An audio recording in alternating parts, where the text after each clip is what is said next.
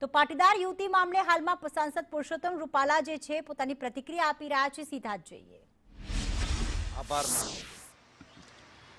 આપે જે પ્રશ્ન પૂછ્યો કે કયા કુરિવાજો છે અને એમાં શું બદલાવ હોવો જોઈએ ને, તો કોઈ કુરિવાજો છે એવું મારું માનવું નથી. રિવાજો તો લાંબા સમયથી કોઈ પ્રથાઓ પડી ગઈ હોય એને આપણે કહેતા હોઈએ છીએ. તમામ સમાજોની અંદર સમયે સમયે જરૂરિયાત મુજબ ને સ્થિતિ મુજબ પરિવર્તનો લાવવા માટેનો પ્રયાસ જે તે સમાજના મોભીઓ કરતા જ આવ્યા છે અને એને પરિણામે જ અત્યારનું આપણું આ માળખું અસ્તિત્વમાં છે. એના ઘણા ઉદાહરણો એ મારી સ્પીચની અંદર છે, એટલે હું એને અહીંયા આપનો સમય એમાં નથી લેતો. પરંતુ વર્તમાન સમયની અંદર લગ્ન પ્રથાની અંદર ઘણી બધી જુદી જુદી વિધિઓ સામેલ થઈ ગઈ છે અને એને પરિણામે દેખાદેખી, દેખાડો, ખૂબ ખર્ચા, સમય આ બધાનો ખૂબ વ્યય થઈ રહ્યો હોય એવું મારો નમ્ર મત છે.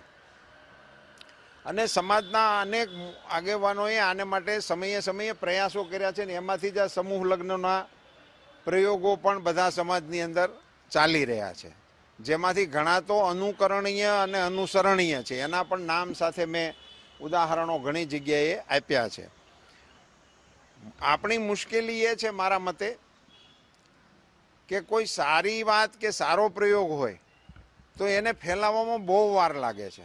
એટલે હું તો તમને ખાસ અભિનંદન એટલા માટે આપું છું કે સમાજ તરફની આવી અંગુલી નિર્દેશની સામાન્ય બાતને જે જરૂરી છે એને માટે આટલો શ્રમ લીધો છે એ ખૂબ અગત્યની વાત છે. અન્યથા જો કોઈ નબળી વાત કે કોઈક નબળા સમાચાર હોય તો એ આગની માફક ફેલાય છે.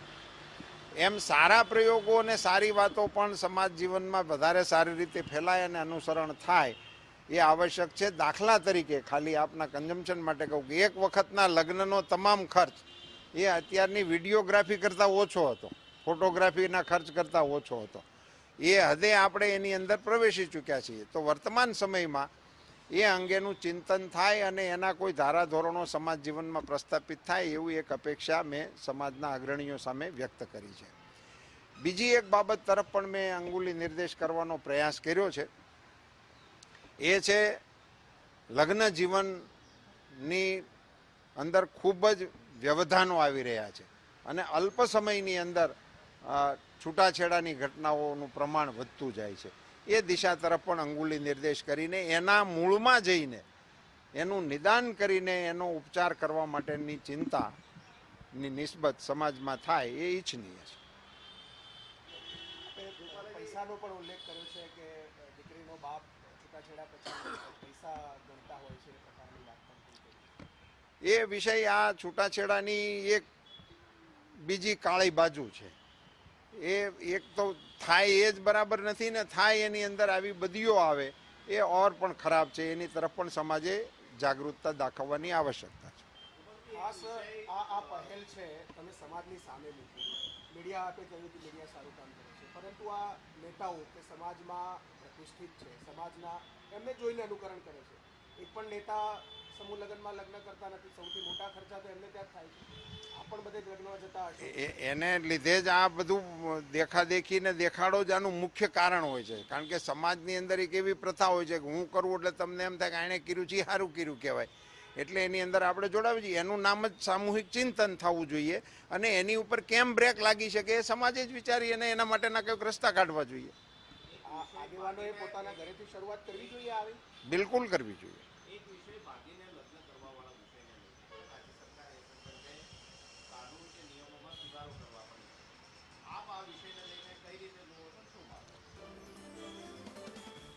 એ મુદ્દો ખૂબ સંવેદનશીલ મુદ્દો છે. સમાજ જીવન ઉપર એની ઘણી વિપરીત અસરો પણ જોવા મળે છે. પ્રેમ લગ્ન અને ભાગીને લગ્ન કરવા એને જ પ્રેમ લગ્નનું સ્વરૂપ આપવું એ વિષય પણ વિશદ છણાવટ અને ચર્ચા માગી લે એવો વિષય છે. સરકાર જે દિશામાં વિચારી રહી છે એને મારું સમર્થન છે. જેટલું બને એટલું જલ્દી આ બાબતમાં નિયમોનું અસ્તિત્વ આવે અને રેગ્યુલર થાય એ આવશ્યક છે. ખાસ જે